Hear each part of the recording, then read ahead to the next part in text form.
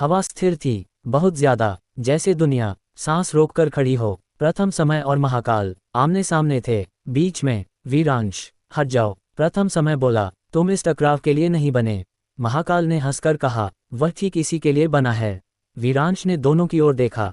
उसके भीतर कोई डर नहीं था, सिर्फ स्पष्टता। तुम दोनों गलत सवाल पूछ रहे हो, वीरांश ने कहा। प्रथम समय रुका, महाकाल भी। सवाल यह नहीं, वीरांश बोला, कि समय बचेगा या टूटेगा।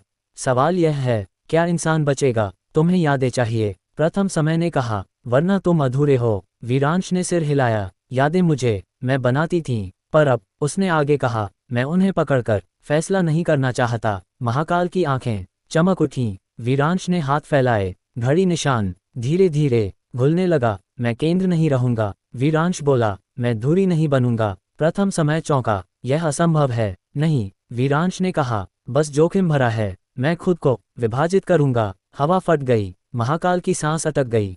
तू मर जाएगा। नहीं, वीरांश ने शांत स्वर में कहा, मैं बढ़ जाऊंगा। एक रोशनी वीरांश से फूटी। एक हिस्सा संरचना बना, दूसरा अनुभूति, तीसरा संभावना। तीन वीरांश, न चेहरे अलग, न नाम, बस अलग उद्देश्य। प्रथम समय पीछे हट गया। तुमने अपने आप को कानून से बाहर कर लिया है। एक वीरांश प्रथम समय की ओर बढ़ा। अब तुम अकेले नहीं हो, उसने कहा, तुम्हें रोका जाएगा। दूसरा वीरांश महाकाल की ओर मुड़ा। और तुम, उसने कहा, अब बोझ नहीं उठाओगे। महाकाल की आंखें भीग गईं। तीसरा वीरांश पीछे मुड़ा, खाली शून्य की ओर। प्रथम समय ने कहा, इसका मूल्य है, मुझे पता है। तीनों ने एक साथ कहा, तुम्हें एक दिन खुद से लड़ना होगा। प्रकाश तेज हुआ। सभा कक्ष ढहने लगा। महाकाल चिल्लाया, वीरांश, पर आवाज तीन दिशाओं में बढ़ गई। जब सब थमा, प्रथम समय अकेला था। संरक्षक मंडल गायब। महाकाल जमीन पर बैठा, और हवा में एक नई गूंज थी। संभावना। तीन धाराएं थीं, तीन वीरांश, पर अंत में सिर्फ एक निर्णय बचा। युगों बाद संरचना का वीरांश, जिसने ब्रह्मांड को स्थिर रखा। अनुभूति का वीरांश, जिसने इंसानों को दर्द और प्रेम सिखाया। और संभावना का वीरांश, जो हर भविष्य में भटका। तीनों एक ही स्थान पर पहुंचे, वही शून्य, जहां कभी प्रथम समय खड़ा था। अब वह कमजोर था, बहुत कमजोर। मैं अमर नहीं हूं, प्रथम समय बोला, मैं सिर्फ पहला था, और हर पहली चीज कभी न कभी खत्म होती है। महाकाल भी वहां था, थका हुआ, खामोश। उसने कहा, तो ये सब इसी दिन के लिए था? संरचना के वीरांश ने उत्तर दिया, नहीं, यह इसलिए था ताकि कोई अंत आतंक न बने। अचानक एक हल्की सी रोशनी। अनुभूति के वीरांश की आंखें कांप गईं।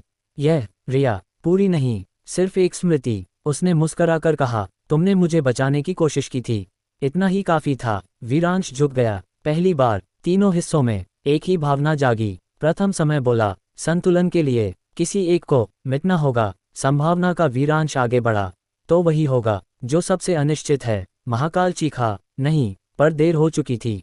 संभावना का वीरांश शून्य में घुल गया। उसके जाते ही भविष्य स्थिर हो गया। अब न कोई केंद्र था, न कोई संरक्षक मंडल। समय बहता था, पर गुलाम नहीं बनाता था। इंसान गलतियां करता था, पर उनसे सीखता भी था।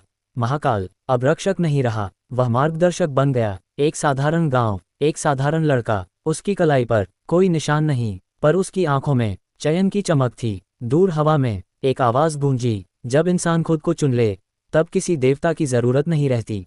लड़का मुस्कुराया। कहानी यही समाप्त हुई।